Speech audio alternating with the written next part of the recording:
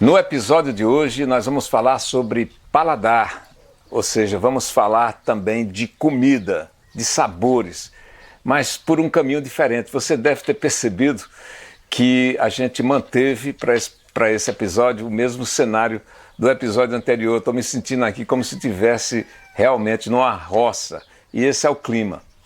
Bem, hoje em dia, e isso é muito bom, a sociedade tem discutido abertamente os preconceitos relacionados a quase tudo, a cultura, a religião, identidade de gênero, enfim, a tudo que não cabe no mundo em que queremos cada vez mais respeitadas a diversidade e a tolerância. Então eu pergunto, existe preconceito na hora de comer? Existe sim. O preconceito alimentar, e logo em um país como o nosso, em que se firma como um grande exportador mundial de grãos, de proteína animal, possuidor de uma agricultura e pecuária em expansão e, paradoxalmente, onde a fome ainda é um indicador preocupante, onde o acesso a um prato de comida para muitas famílias não é um direito, precisa ser conquistado à custa de muito suor. O que vamos tratar aqui é resultado de muita observação.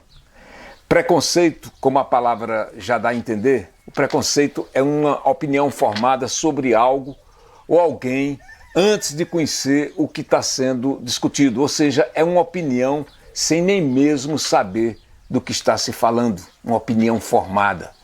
E qualquer forma de preconceito acaba prejudicando o desenvolvimento de uma sociedade justa. Não gostar de uma comida, por exemplo, de um sabor por desconhecimento é uma coisa. Também é diferente quando se trata de um tipo de alimento que provoca alergia. Eu conheço pessoas, por exemplo, alérgicas a gergelim, a frutos do mar, a leite. Nesses casos, trata-se de defender o próprio corpo, a própria saúde. Há também as restrições alimentares de fundo religioso, que nós não vamos de forma alguma entrar no mérito, a gente respeita. O problema é quando o alimento é depreciado, por exemplo, simplesmente por causa da sua origem. Quer um exemplo? Estou aqui pertinho de o coentro, esta plantinha aqui. Eu nem vou falar das suas propriedades medicinais e nutritivas, que são muitas. O coentro, ele já era apreciado, apreciadíssimo, na época dos faraós no Egito Antigo. Mas uma pesquisa recente mostrou que o coentro é o tempero mais odiado do Brasil. Acredita? Por quê? É por causa do cheiro? É por causa do gosto? É porque se chama em latim coriandrum sativum? Será porque deriva da palavra grega coris, que significa percevejo? Dizem que cominho tem gosto de formiga. Será uma rixa regional? A rejeição do coentro é mais no sul. Mas o coentro é amado em muitas partes do norte e do nordeste. Não dá para imaginar moqueca sem coentro. O assunto fica mais sério quando a gente se aprofunda nas pesquisas ou parte até mesmo para observação, para experiência pessoal. Olha só, gente, pimenta, farinha, cominho e coentro, eles estão presentes na culinária popular do povão. E por isso são discriminados, sofrem preconceitos por serem considerados, pasmem, alimento de pobre. Não está na hora de virar essa página, de conhecer mais?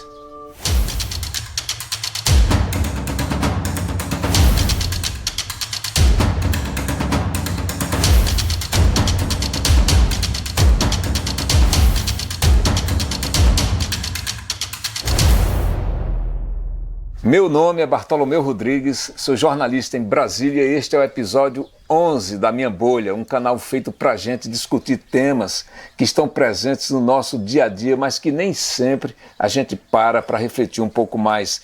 E não se esqueça, se você ainda não se inscreveu, se inscreva, dê o joinha, diga que está gostando, participe, tudo isso é muito importante.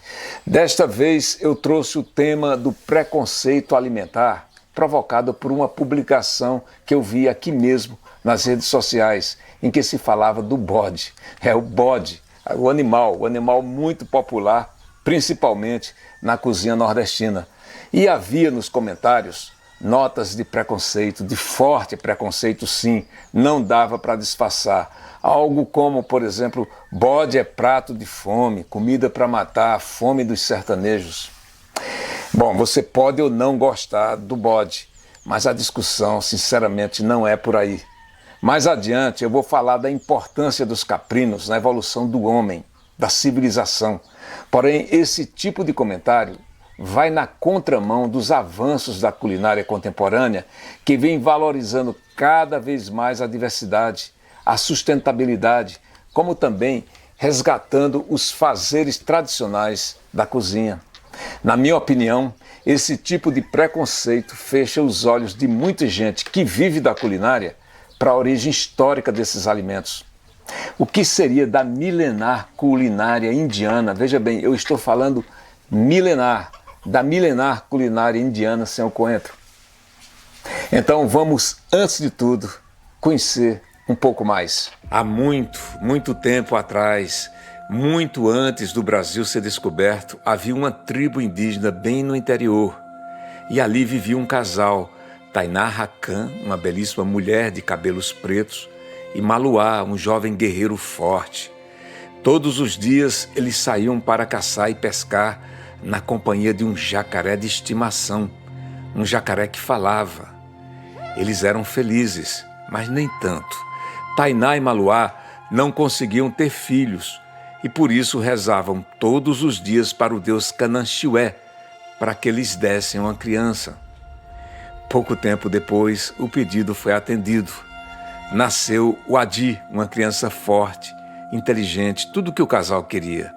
Mas o Adi era diferente dos outros meninos. Ele era loiro, cabelos bem amarelos. O pai Maluá, diante de tantas perguntas e desconfianças na tribo, explicou que o menino era filho de Cananchiué. Então, certo dia, quando Maluá se juntava aos outros guerreiros da tribo para sair em combate, Cananchiué desceu dos céus e gritou: "Vim buscar o meu filho", e levou o Adi. A mãe Tainá se desesperou, o marido na guerra e o filho levado pelo Deus. Vivia em prantos e seu amigo o jacaré, com pena daquela situação, apelou para Cananchiué, que apareceu para Tainá na forma de um arara, para dizer que de suas lágrimas nasceria uma árvore que daria frutos, muitos frutos, frutos com a polpa amarela, como os cabelos de Adi, e com espinhos dentro, muitos espinhos, para lembrar a dor da mãe.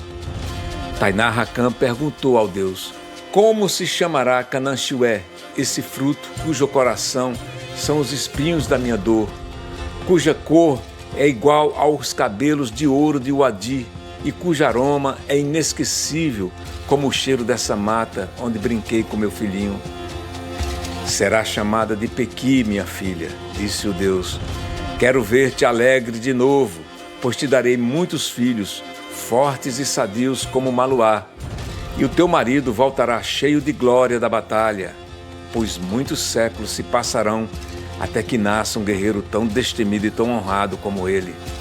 Ele comerá deste fruto e gostará dele por toda a vida." Tainá Rakan sorriu e assim o pequizeiro começou a brotar.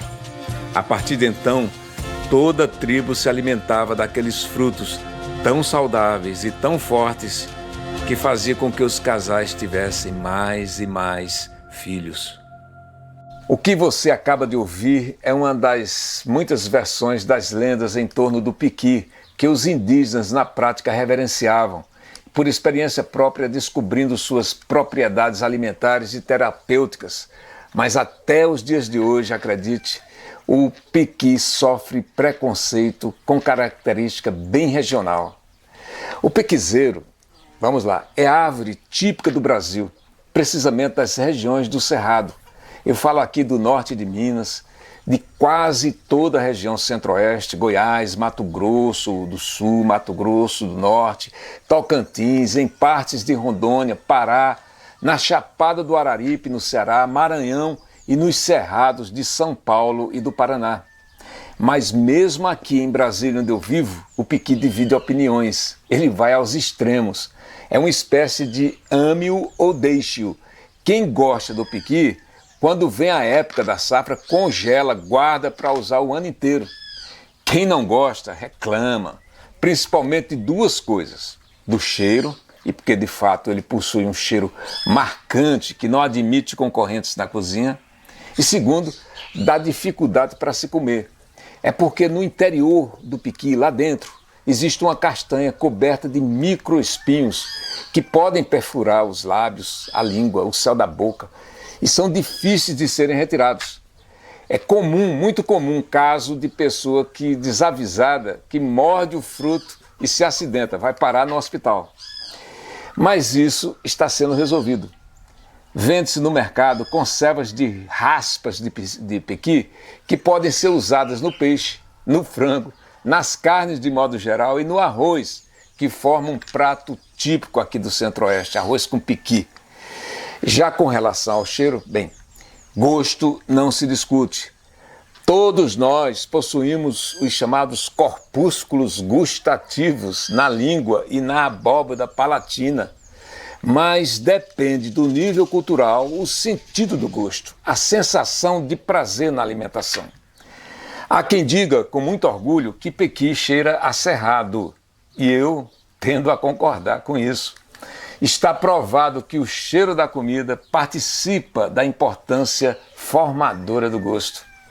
Rico em vitaminas A, B, C, cálcio, fósforo, ferro e cobre, do piqui praticamente se aproveita tudo, e sua árvore foi nomeada símbolo do estado de Minas Gerais. Um decreto do então presidente Fernando Henrique Cardoso, nos anos 90, tornou o pequizeiro, ao lado de outras plantas como o buriti, a sucupira, os ipês, patrimônio ecológico. E aos poucos sua importância vai sendo reconhecida, um exemplo clássico de educação patrimonial. Eu tive certa vez a oportunidade de ver um amigo provar o piqui pela primeira vez. E a reação dele foi o seguinte: tem um gosto exótico.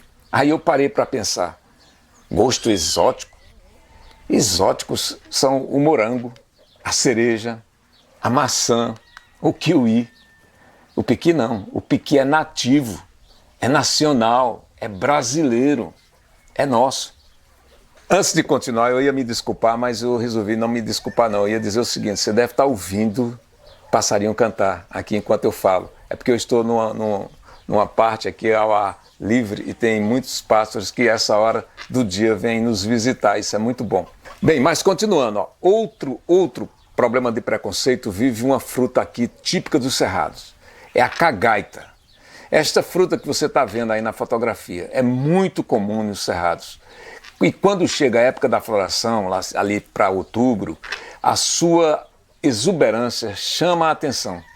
Nas quadras de Brasília há muitas cagaiteiras que muitas vezes são confundidas com ipê branco. A floração, quando acontece, é sinal de que o período das chuvas está chegando. Para muita gente, no entanto, a cagaita é uma ilustre desconhecida. Mas seu potencial econômico já está chamando a atenção, principalmente para a produção de sorvetes e geleias. A cagaita é rica, muito rica em vitamina C e fibras. Aliás, vem daí a sua fama e confusão. É que se a cagaita for comida ao sol, ou seja, se ela for colhida ao sol e comida fartamente, um detalhe, ela é muito saborosa, é um azedinho doce típico das frutas cítricas e não dá, é difícil comer uma só. Então, nesse caso, é comum a gente ouvir dizer que ela ajuda a soltar o intestino. E muita gente implica também com esse nome, cagaita. Eu conheço uma chefe de cozinha que certa vez apresentou a frutinha para um colega, um chefe famoso de São Paulo, que ficou encantado com o molho que ela foi capaz de criar com a cagaita. Logo, ele quis incluir no cardápio, mas na hora de escrever no cardápio, ele ficou na dúvida, cagaita? Como seria a reação do cliente com essa palavra? Aí o chefe procurou essa colega para ver se achava uma solução. Essa fruta não tem outro nome? Ele perguntou. Não, ela disse, aqui só chamam de cagaita. Aí ele teve uma ideia.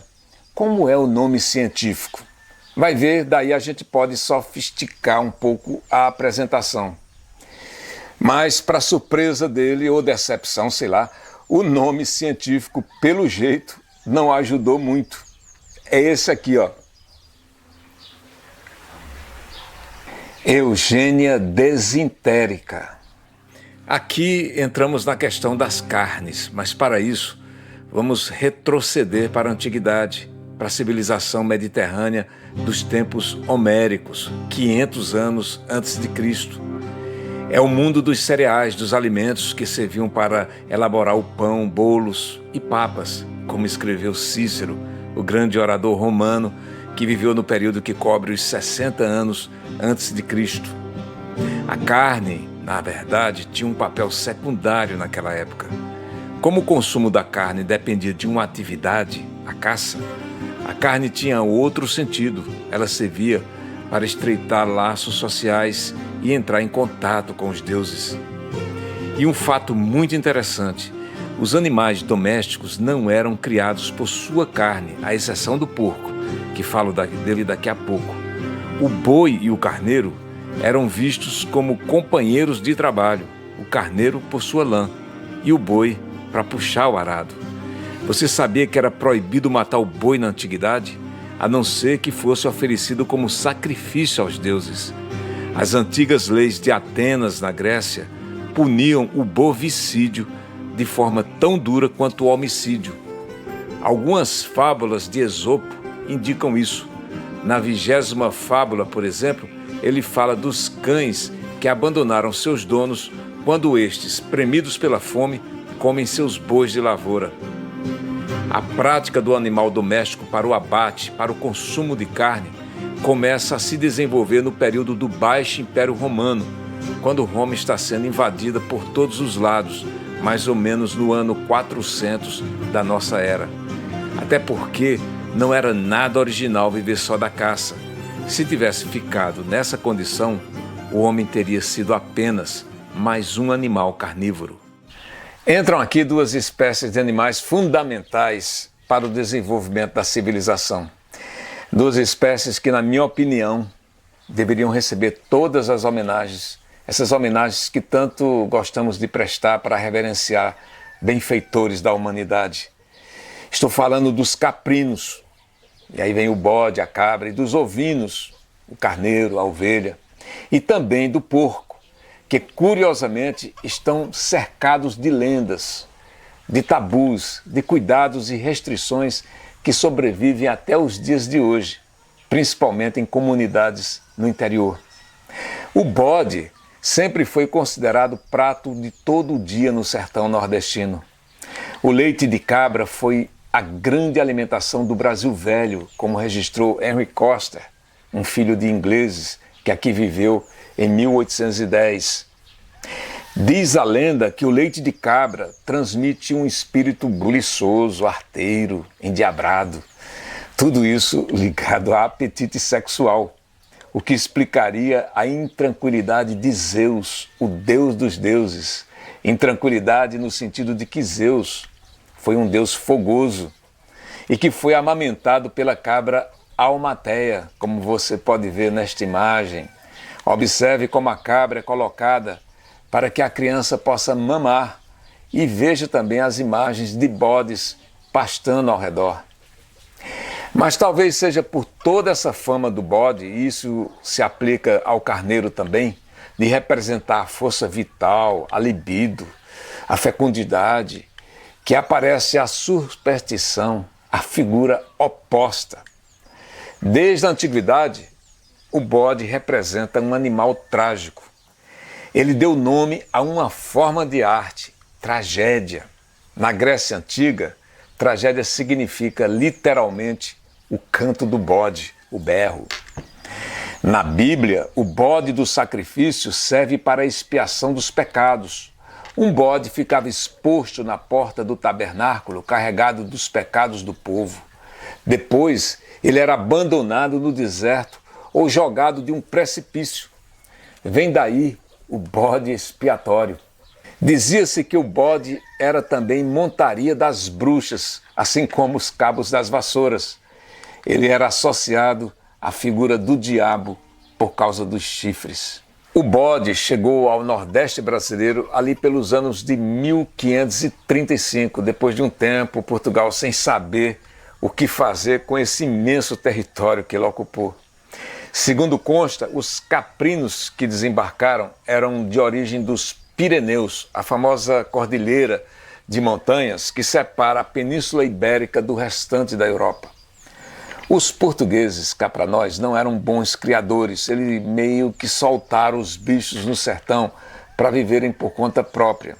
E o que resultou disso, dentre outras tragédias produzidas pela colonização portuguesa, que era essencialmente extrativista e preocupada em retirar madeira e produzir açúcar, o que resultou é que os bichos soltos passaram a se reproduzir entre si e com isso perderam muito de sua capacidade, por exemplo, com a baixa produção de leite.